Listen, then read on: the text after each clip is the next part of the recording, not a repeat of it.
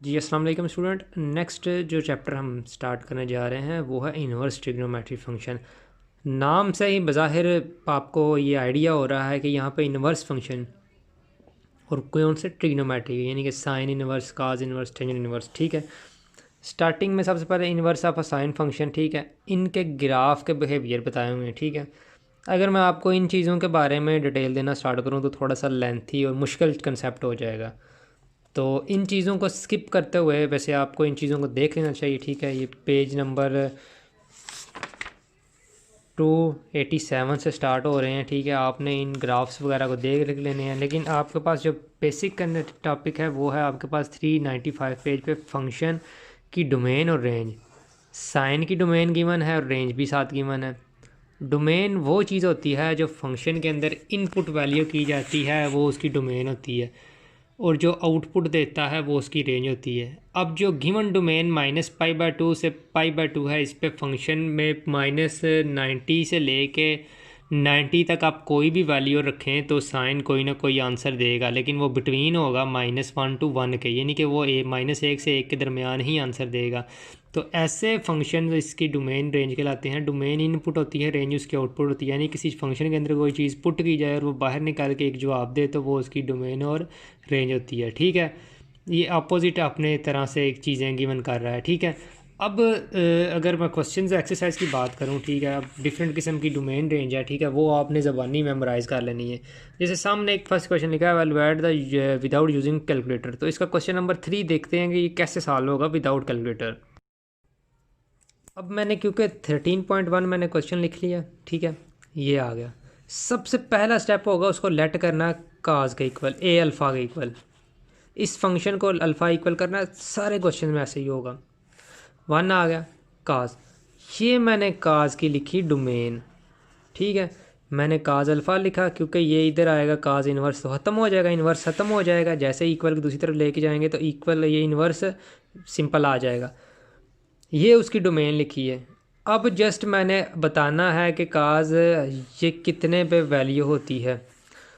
तो trigonometry table 9.3 के अंदर मैंने आपको याद करवाए थे, जो ट्रिग्नोमेट्री टेबल थे उनको यूज़ करते हुए मैंने पता है कि काज π/6 पे, यानी कि काज 30 पे जो है वो वैल्यू होती है जिसमें 3/2। ठीक है, तो यहाँ इसका मतलब है कि अल्फ़ा की जो वैल्यू है वो π/6 ही आती है। जो इस पे आती है वही वैल्यू यहाँ पे हम पुट करते हैं अल्फ़ा की। तो अल्फ़ा की ये वैल्यू रखी तो फिर हैंस अल्फ़ा उठा के कोई इन 1 में पुट कर दें। ठीक है, तो काज ये इक्वल टू π/6 फ्राम 1। ठीक है, तो ये आपका क्या हो जाएगा फाइनल आंसर। इसी तरह से नेक्स्ट जो क्वेश्चन टेंजेंट है -1/4 क्वेश्चन है, सेम एज इट मैंने लेट किया। टेंजेंट अल्फ़ा को मैंने उठा के इधर लाया तो पॉजिटिव हो गया -1/3। अब इसकी डोमेन रेंज, अब फॉर एग्जांपल अगर मैं ये पेज आपको दिखाऊं, मैं आपको ये सेंड भी कर दूंगा ग्रुप में ताकि आप लोगों को पता चल जाए। अब देखिए यहाँ पे प्रिंसिपल ट्रिग्नोमेट्री फंक्शन, ये प्रिंसिपल ट्रिग्नोमेट्री फंक्शन वाली डोमेन रेंज हम यूज़ कर रहे हैं। इन्वर्स ट्रिग्नोमेट्री फंक्शन वाली डोमेन रेंज अभी हम नहीं यूज़ कर रहे। तो ये यहाँ पहले क्वेश्चन में प्रिंसिपल वाली, तो प्रिंसिपल में आप देख लें कि जो टेंजेंट की हमारे पास है वो -π/2 x π/2, यानी कि अगर यहाँ पे अल्फ़ा है तो यहाँ पे भी अल्फ़ा होगा। अब यहाँ पे x है इसलिए मैं x यूज़ कर रहा हूँ। तो अब देख लें यहाँ पे एज इट इज़ ये अल्फ़ा है, तो इसकी जो डोमेन मैंने यूज़ की -π/2 अल्फ़ा π/2, यानी कि अल्फ़ा बिटवीन है -π/2 और π/2 के। अब मैंने साथ ही 90 पे वैल्यू चेक की, -90 पे आती है -1/3, ये बाय यूजिंग टेबल वो 9th चैप्टर वाला। ठीक है, तो अब जो अल्फ़ा की वैल्यू आएगी वही आपने कोई वन पुट करनी है, वही आपका आंसर होगा। सेम एज इट इज़ आपके पास कोसिकेंड के लिए भी था। कोसिकेंड की वैल्यू आपको पता है -π/2 और π/2, क्योंकि ये भी टेबल में गिवन है। ठीक है, ये आपको ज़बानी मेमोराइज होनी चाहिए। मैं जैसे आपको हिंट दे रहा हूँ, अब यहीं से आप लोगों ने क्या करना है, वो वैल्यू पुट करनी है। इस कोसिकेंट आया, पहले 4 स्टेप तो वैसे ही थे, अल्फ़ा और अल्फ़ा इधर।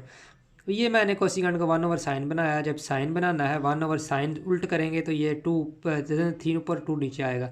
अब बस इसकी वैल्यू देख लें कि ये कहाँ पे देता है, तो ये देता है -π/3, तो अल्फ़ा की वैल्यू उठा के रख दें तो -π/3। ये साइन में कन्वर्ट होने से कोई फ़र्क नहीं होता क्योंकि ये एक दूसरे के रेसिप्रोकल ही हैं। तो उम्मीद है इस कंसेप्ट की आपको समझ आ गई होगी। ठीक है, आप अब इसके पेंडिंग क्वेश्चन करके चेक कर लीजिएगा, अगर कहीं मसला हुआ तो हम इसको डिस्कस कर लेंगे।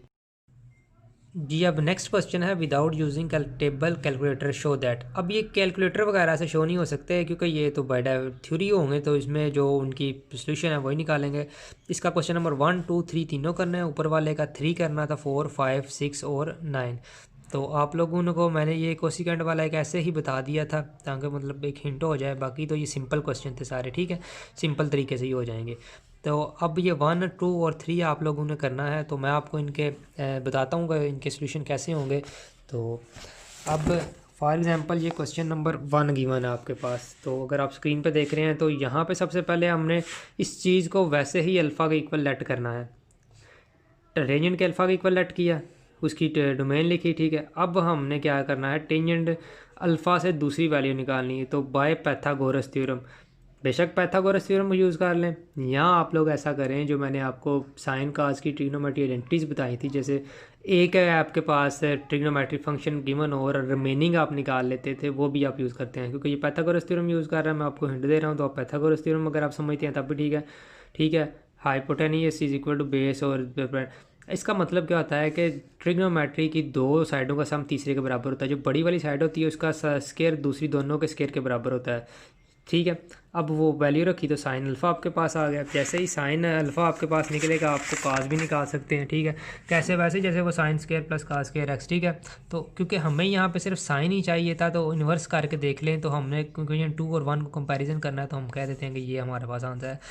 इसी तरह कोसिकेंट है, कोसिकेंट 2 है तो काज को मैं cos alpha plus cos alpha लहदा कर सकता हूँ, 2 टाइम है लहदा, एक दफ़ा बीटा का ही लहदा।